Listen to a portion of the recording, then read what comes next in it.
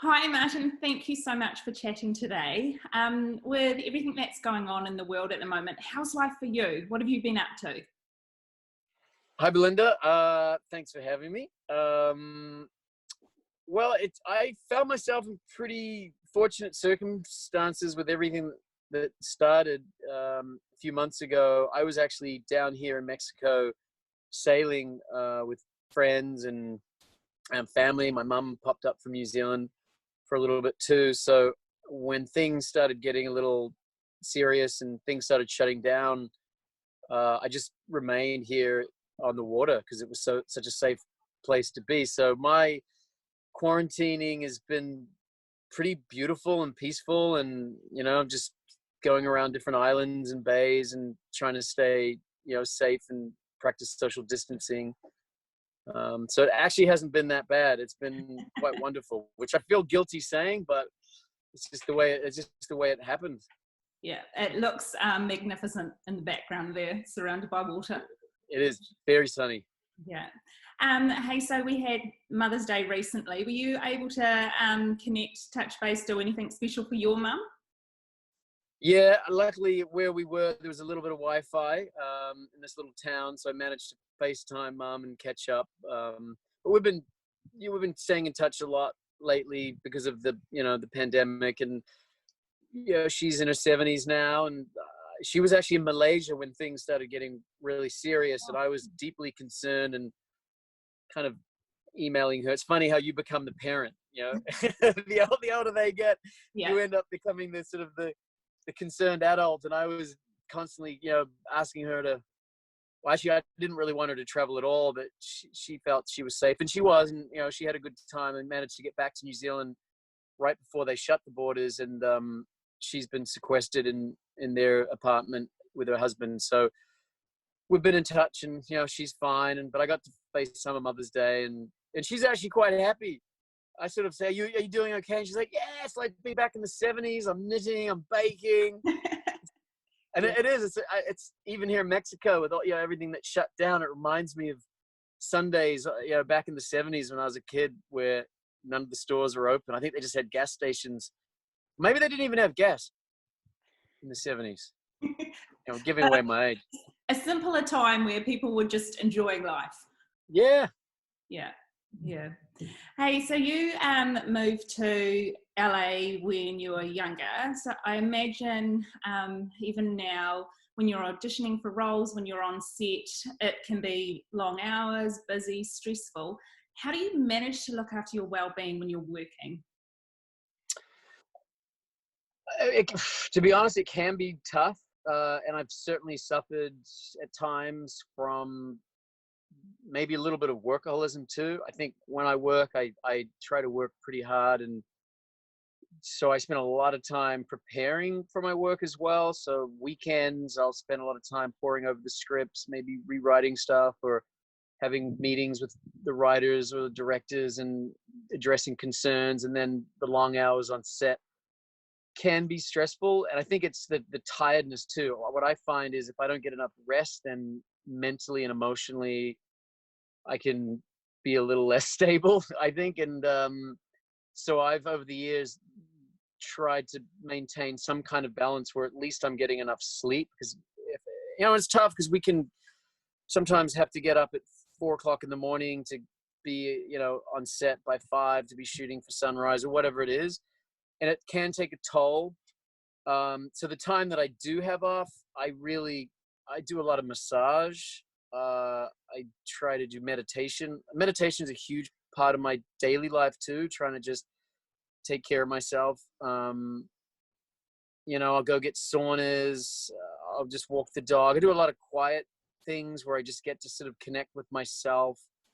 But definitely sleep. I try to eat well.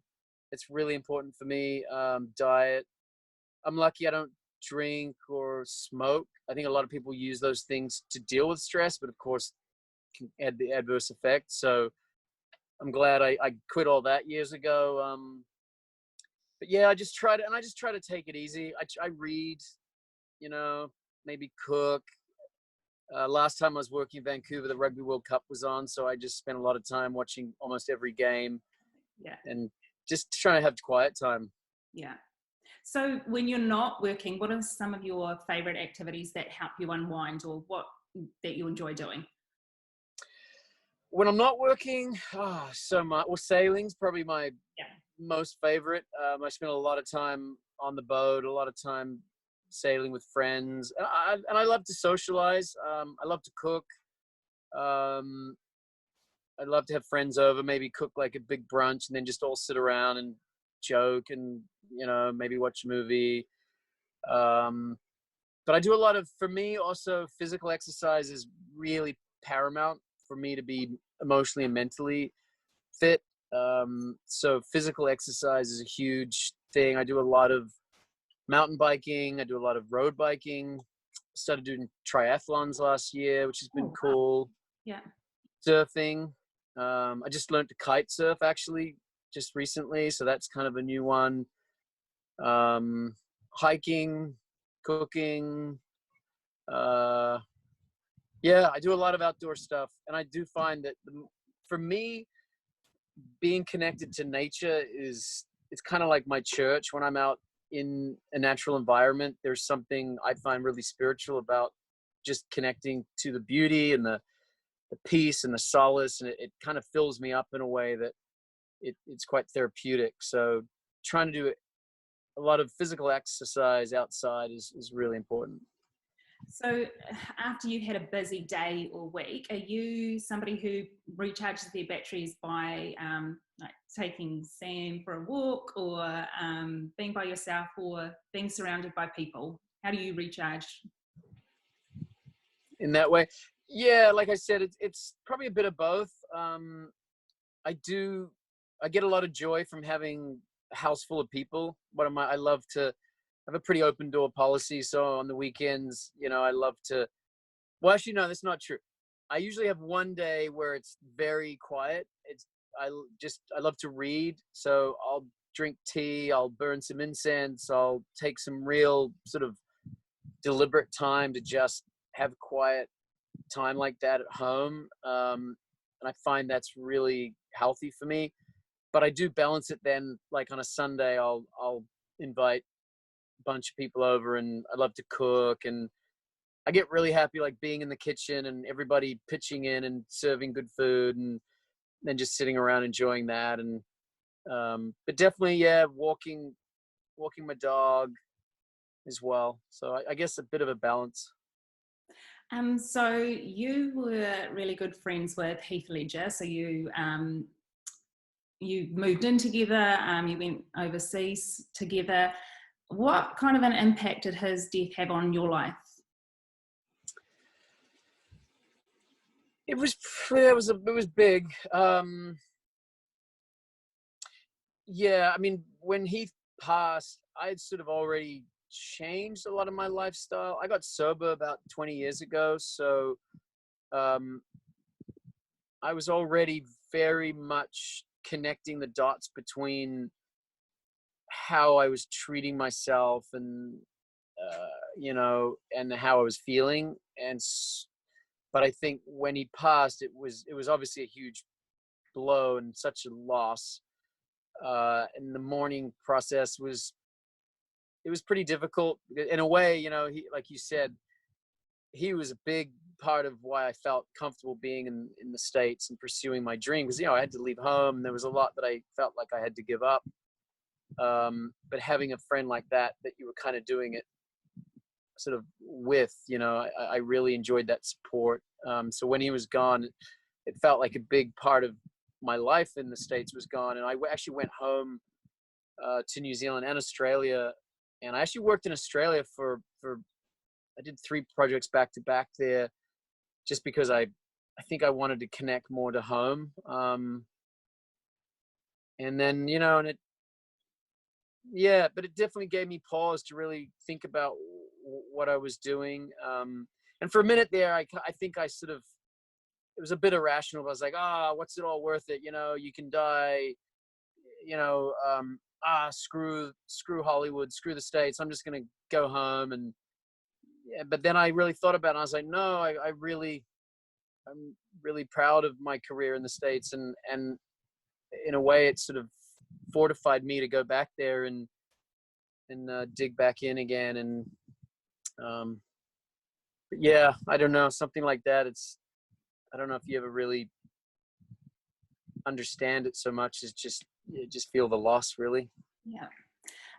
So what advice would you give your younger self? So you, yeah. Oh gosh. Probably I'd say just, it's funny though. I would say get help. I think it's really hard for people to accept that they might need help. And yet I think, at least in my experience and my circle of friends, we all need it in some form or another. And I think growing up as a male in New Zealand too, there's sort of this antiquated idea that maybe it's sort of passed down from British colonial sort of days of just, stiff upper lip and grin and bear it and just get on with it and she'll be right, and and have another beer, and and I know for me, I tried to live like that for a while as a younger man, and it was just really uncomfortable and really unhealthy. And I think I wish, I would just tell my younger self to, if there's something you're struggling with, get help, because for me, that's been the passport to happiness and freedom and joy and community too. I thought by getting help would mean that I was admitting I was defective, and I thought that somehow that would mean I was not good enough or broken. And I think I equated that to, that's going to make me lonely or something. And it's been the opposite. I think what it's done is it's brought me into relationship with more people, and probably in a more authentic way. And so today my community is probably one of the things I value most in my life, is those interpersonal relationships. And I don't think I'd have the quality that I have today if it wasn't for just getting help. So, but having said that, my younger self would have said, nah, Yeah. I'm good. Thanks, mate. So Yeah. Hey, what's the best piece of advice you've been given from anyone?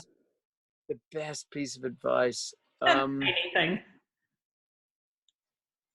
Well, I think one of the greatest things was my mom, when I was little, she actually gave me a book. I think the title of the book was called You Can Do It. And I think my mom instilled in me the sense that I could do it, whatever it was, and I'm really, really grateful for that, because I think at a young age, I did have this, I had a huge amount of insecurities and self-doubt, right, that we all do, but I did also really believe that I could do it. And I think that was one of the most helpful things, that I could have taken on board. Have you got a favorite quote that you that you live by, or just that you often think about? I do. I have a bunch, but I have one. I wrote it out. Do you want me to read the whole thing? Yes, please. Okay, excellent. And so it's a quote that someone actually gave me in a card years ago. I can't remember, it was a birthday card or something, but they wrote it out to me. And it was at a period in my life where I was getting sober. I was in the States, and I was sort of there were a lot of sort of crossroads in my life, and that was daunting, because I was scared to walk down an unknown path, and I had a lot of hesitancy, and then the self-doubt, and the insecurity would creep in. And but someone had written this, and it was actually originally, or for a long time, it's been falsely accredited to the German poet Goethe. I think that's how you say his name. But I did a little research, and it turns out that he was not the actual original writer of this quote. The majority of it was written by a guy called William Hutchinson Murray, who was a Scottish mountaineer, of all things. But this is one of my favorites, so I'm going to read this one.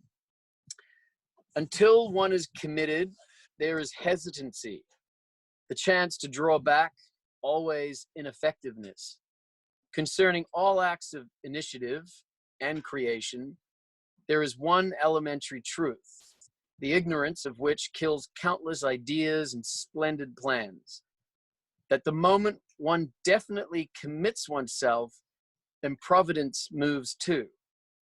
all sorts of things occur to help one that would never otherwise have occurred.